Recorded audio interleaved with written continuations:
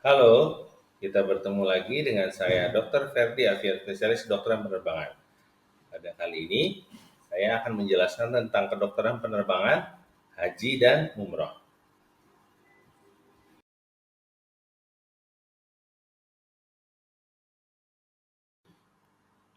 Lingkup pembahasan yang akan kita bicarakan pada video kali ini terdiri dari 3 bagian.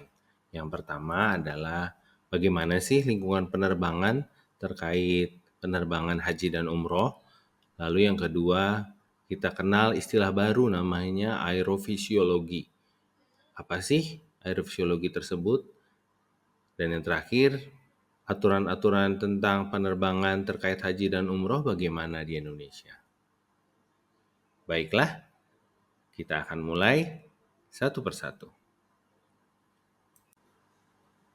Baiklah, sebagaimana yang sudah diketahui bahwa definisi dari kedokteran penerbangan merupakan salah satu cabang ilmu kedokteran yang mempelajari hal-hal terkait penerbangan, seperti penyakit-penyakit yang khas dengan penerbangan, investigasi kecelakaan pesawat, dan syarat-syarat yang harus dipenuhi pilot maupun penumpang untuk mendapatkan izin terbang. Setelah kita ketahui apa saja lingkup dari kedokteran penerbangan, maka terkait lingkungan penerbangan, apa yang membedakannya dengan lingkungan darat? Lingkungan udara berbeda dengan lingkungan di darat karena ada beberapa perbedaan yang mendasar, seperti ketinggian, kemudian suhu, lalu ruang gerak, dan kelembaban. Keempat faktor ini yang akan mendasari bagaimana pengaruh lingkungan udara terhadap tubuh manusia.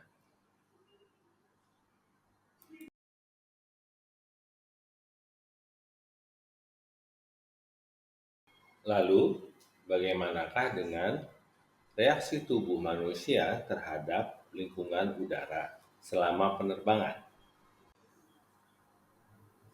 Untuk menjawab bagaimanakah reaksi tubuh manusia terhadap penerbangan, ada salah satu ilmu kedokteran yang membahas tentang fungsi tubuh manusia berdasarkan lingkungan penerbangan tersebut yang dikenal dengan aerofisiologi. Berdasarkan aerofisiologi, maka yang terjadi pada tubuh manusia adalah sebagai berikut.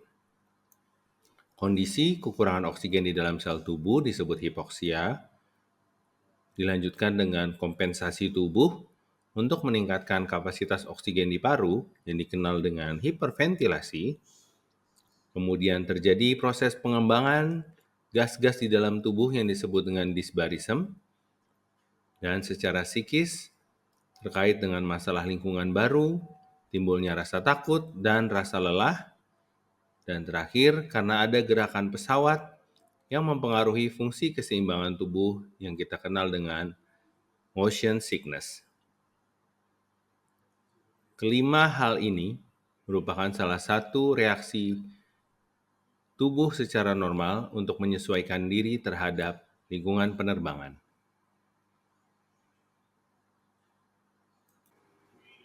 Setelah kita mengetahui tentang lingkungan penerbangan terkait dengan haji dan umroh, kemudian aerofisiologi, lalu selanjutnya peraturan apa saja yang disediakan oleh pemerintah untuk membantu kesehatan dan keselamatan penerbangan dalam haji dan umroh. Aturan pemerintah yang menerangkan tentang haji dan umroh tertuang dalam PP nomor 8 tahun 2022, yaitu mengenai koordinasi penyelenggaraan haji, di mana terkait perencanaan dan pelaksanaan pelayanan kesehatan meliputi istitoah kesehatan jemaah haji.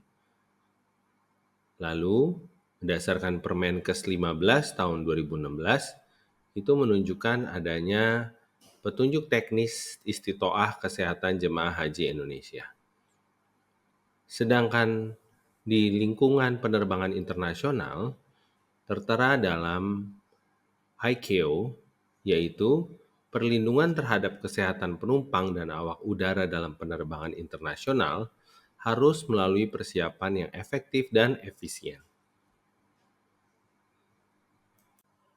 Berdasarkan aturan-aturan tersebut, maka peranan kedokteran penerbangan adalah penting dalam mendukung aturan yang telah ditetapkan oleh pemerintah. Peranan tersebut terkait dengan kondisi sebelum penerbangan, seperti melakukan penilaian kesehatan sebelum penerbangan terjadi, atau dikenal dengan pre-flight assessment. Kemudian bagi para awak udaranya, maka dilakukan uji kelayakan terbang atau fit for flying. Peranan lainnya, yaitu selama penerbangan berlangsung, kedokteran penerbangan memberikan pelayanan berupa penanggulangan kegawat daruratan dalam penerbangan atau dikenal dengan in-flight medical emergency. Terkait peranan setelah penerbangan berlangsung meliputi dua bagian. Yang pertama adalah karantina bandara dan selanjutnya evakuasi medis udara.